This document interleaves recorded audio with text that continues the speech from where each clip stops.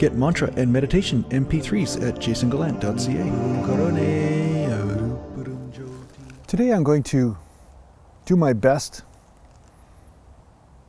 to probably butcher a concept, but let's see what happens. Right? I'm going to do it anyway, you know? I'm not going to doubt myself, right? What's the point? Doubt does nothing.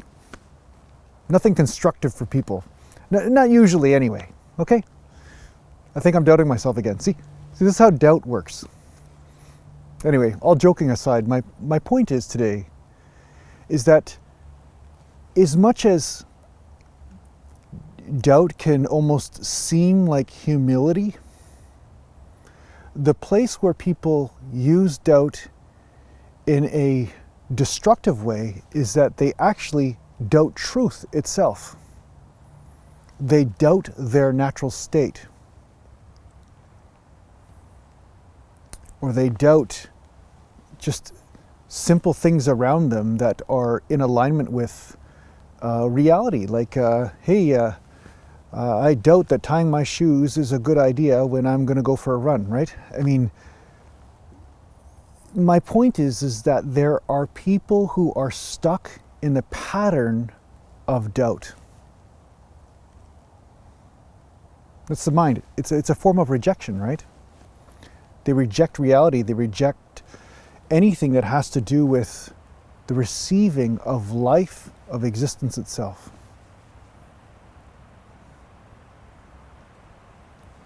So, as much as the mind can be a useful tool, sometimes you want to look at something more than once to find out if it's true. That's a reasonable thing. I understand if you're using the mind to measure certain things or to understand some concept in life that you may have a healthy amount of doubt.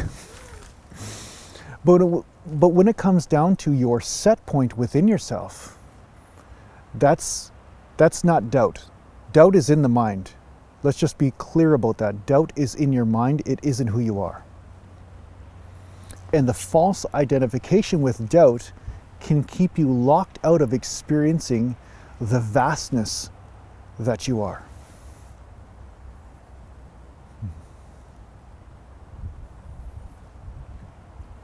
So the most important thing is for you to fall into who you are, to experience the innermost depths of that. That is going to nourish you, fulfill you, and you will experience many layers to this. It's like an infinite hole of fulfillment. I don't know if that's a good word to use, but but it's one of those things where it just keeps on going and keeps on going. And when you establish this as your set point, then you notice that when you do doubt, when you move through the world, you're not using it as a way to reject truth.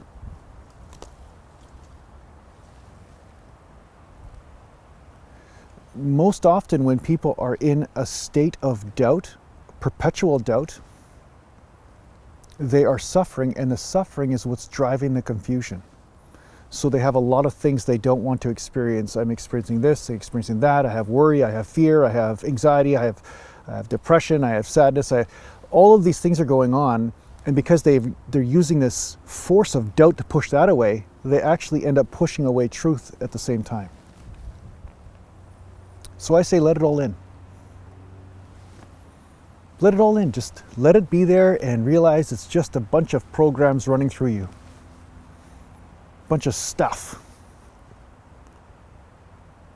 And once all of those rivers, you could say, come together into one flow, and that current becomes so strong, the flow of truth becomes obvious to you.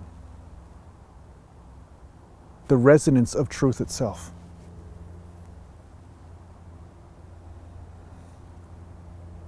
The natural state of non-flow and flow, the polarities, they all collapse, the dichotomies, right?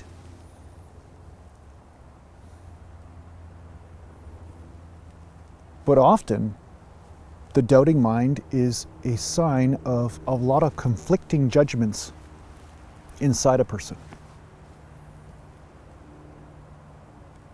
So we have to bring them together, bring it all together, bring the anarchy together.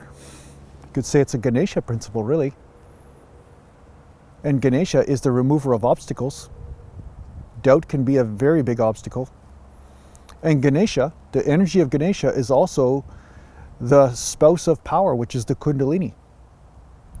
So when you are bringing or harmonizing all the energies together, then what they do is flow directly to truth, directly to the light, directly to who you are.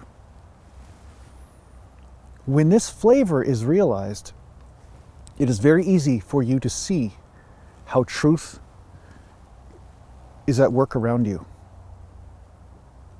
and where lies are at work around you, where there is ignorance or, let's just say, dissonance or resistance to truth. So you're becoming a big tuning fork. You're tuning to the truth within you first, and then from there, when the foundation is established, then it is easier for you to see, to realize, to receive what's in front of you truly, instead of your rejections or your doubt being pushed upon, or your projections being pushed upon everything you're experiencing. So you're really purifying your awareness, you're purifying your perception.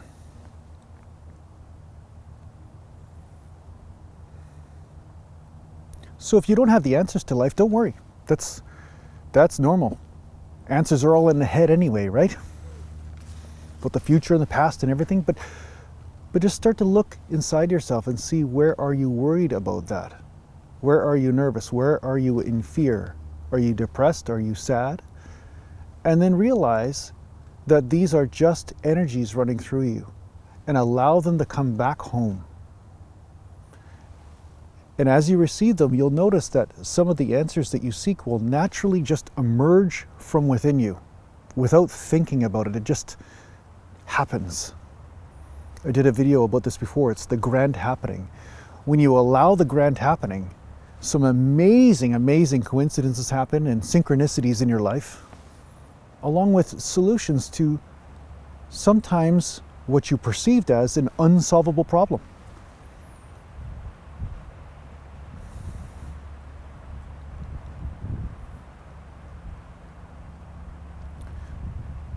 So if you wish to experience more fulfillment in your life, try not to waste so much time in the doubting mind syndrome, the doubting mind set point. Realize that is also a trick to keep you in the mind. There may be also a mind that's saying, or doubting mind that's saying that, hey, this spiritual stuff's all crap. Right? You see, once you've been in a prison long enough, you will reject freedom. Because freedom is uncomfortable at first. A lot of things can happen when you're free. A lot of things you don't know about, right?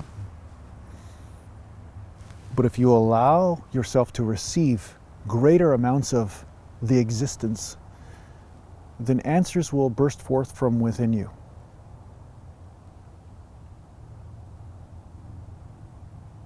Again, you are on a need-to-know basis.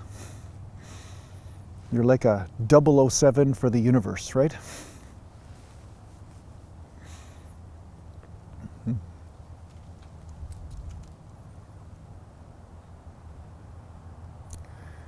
So practice this in your meditation.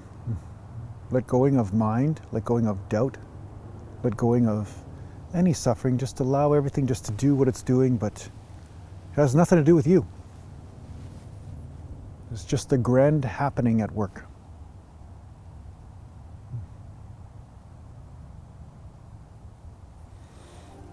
So I hope this helps you on your spiritual journey.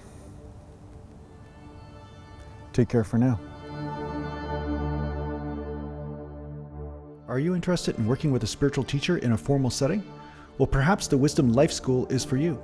If you're interested in checking out what the Wisdom Life School is all about, just go to aratima.com.